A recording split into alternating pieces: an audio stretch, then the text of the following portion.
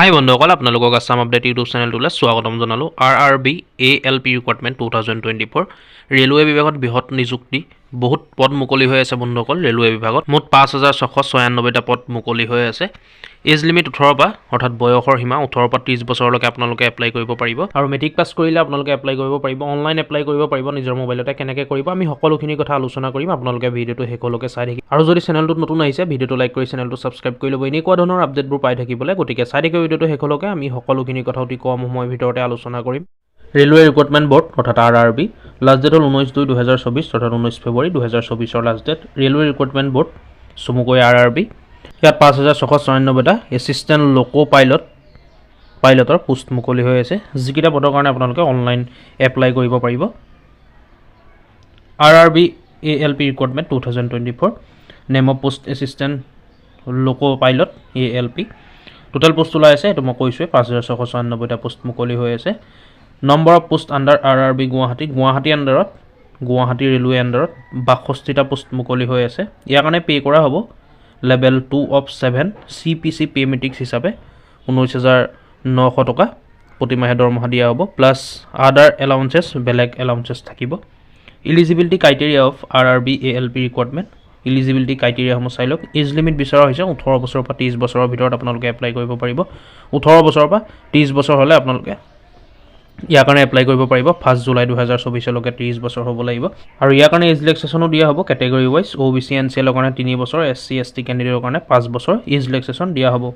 ইয়াৰ কাৰণে education qualification বিচৰা হৈছে মেট্ৰিক পাছ আৰু লগতে SSLC plus ITI from recognise ইনষ্টিটিউশ্যনৰ পৰা ITI কৰা হ'ব লাগিব আপোনালোকে। NCVT SCVT থাকিব লাগিব, ট্ৰেডছ কৰা হ'ব লাগিব। Fitter, electrician, instrument mechanic, millwright maintenance, mechanic radio' আৰু TV, electronics mechanic motor vehicle, wireman, tractor mechanic, armature আৰু coil winder, mechanic diesel, head engine, turner, machinist, refrigerator and air conditioning mechanic, এনেকুৱা ধৰণৰ আপোনালোকৰ ITI কৰা হ'ব লাগিব।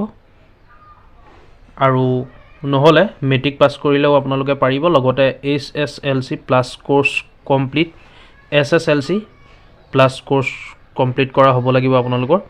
বা 3 বছৰ ডিপ্ল'মা কৰা হ'লেও আপোনালোকে পাৰিব। Mechanical, electrical, electronics, automobile engineering 3 বছৰ। ইয়াৰ ভিতৰত যিকোনো এটা 3 বছৰ আপোনালোকৰ ডিপ্ল'মা থাকিলেও পাৰিব। ইয়াৰ ভিতৰত আপোনালোকৰ যিকোনো এটা কোৱালিফিকেশ্যন থাকিলে আপোনালোকে এপ্লাই কৰিব পাৰিব। RRB ALP physical and medical standard. Physical আৰু মেডিকেল ষ্টেণ্ডাৰ্ড কি হ'ব লাগিব আপোনালোকে চাই লওক। Medical standard A1, physical standard physically fit and standard, আপোনালোকে ফিজিকেলি ফিট হ'ব লাগিব।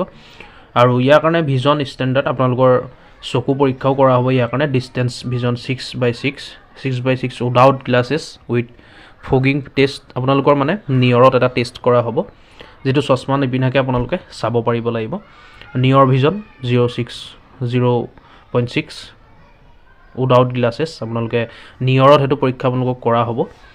Must pass test for colour ভিজনো কৰা হ'ব আপোনালোকক। সেইখিনি আপোনালোকে চাই ল'ব। নাইট ভিজনো কৰা হ'ব। হেল্পলাইন নম্বৰো ইয়াৰ কাৰণে দিয়া হৈছে বন্ধুসকল, আপোনালোকে ফোন কৰি সুধিব পাৰে। আৰু এটা ইমেইলো দিয়া হৈছে, আপোনালোকে দৰকাৰ হ'লে বিশেষ জানিবলগীয়া হ'লে ইমেইল বা ফোন কৰি আপোনালোকে সুধিব পাৰে। টাইম 10টা বা 5টা বজালৈকে সময় আছে। আপোনালোকে ইমেইল যদি কৰে বা ফোন কৰে 10টা বা 5টাৰ ভিতৰত কৰিব, ৰাতিপুৱা 10টা বা সন্ধিয়া 5টাৰ ভিতৰত। আৰু ইয়াৰ কাৰণে এপ্লিকেশ্যন ফিজো পে' কৰিব লাগিব। SC ST ex servicemen, PWDS, female, gender minorities, economically backward ক্লাছেছৰ কাৰণে 250 টকা আৰু অন্যান্যসকলে 500 টকা পে' কৰিব লাগিব। এপ্লাই কেনেকৈ কৰিব? এপ্লাই কৰিবলৈ হ'লে আপোনালোকক মই কৈছোঁ অনলাইন মাধ্যমেৰে এপ্লাই কৰিব পাৰিব। আপোনালোকে ডিছক্ৰিপশ্যনলৈ আহিব, তাতে অনলাইন এপ্লাই কৰা লিংক উপলব্ধ থাকিব। আপোনালোকে তালৈ আহি পেলাই এপ্লাই কৰিব পাৰিব।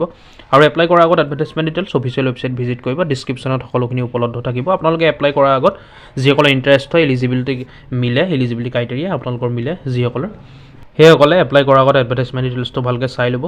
আৰু ইয়াৰ ষ্টাৰ্টিং ডেটটো আছিলে 20 জানুৱাৰী 2024 আৰু লাষ্ট ডেট হ'ল 19 ফেব্ৰুৱাৰী 2024। গতিকে যিসকলে এপ্লাই কৰোঁ বুলি ভাবে, এডুকেশ্যন কোৱালিফিকেশ্যন আপোনালোকৰ মিলে, আপোনালোকে 19 তাৰিখৰ আগতে অৰ্থাৎ 19 ফেব্ৰুৱাৰী 2024 আগতে অতি সোনকালে এপ্লাই কৰি দিব। যিহেতু অনলাইন মাধ্যমেৰে এপ্লাই কৰিব লাগিব, আপোনালোকে কৰি দিব, নিজে পাৰিব। গতিকে বন্ধুসকল ভিডিঅ'টো আজি ইমানেই আছিলে। যদি চাই ভাল পালে লাইক এটা কৰি ল'ব। কিবা সুধিবলগীয়া থাকিলে কমেণ্ট কৰিব আৰু ভিডিঅ'টো বন্ধুসকল শ্বেয়াৰ কৰিব যাতে সকলোৱে গম পায়। ভিডিঅ'টো লাইক কৰিব, লগতে চেনেলটো ছাবস্ক্ৰাইব কৰি ল'ব এনেকুৱা ধৰণৰ আপডেটবোৰ পাই থাকিবলৈ। ধন্যবাদ। জয় আই অসম।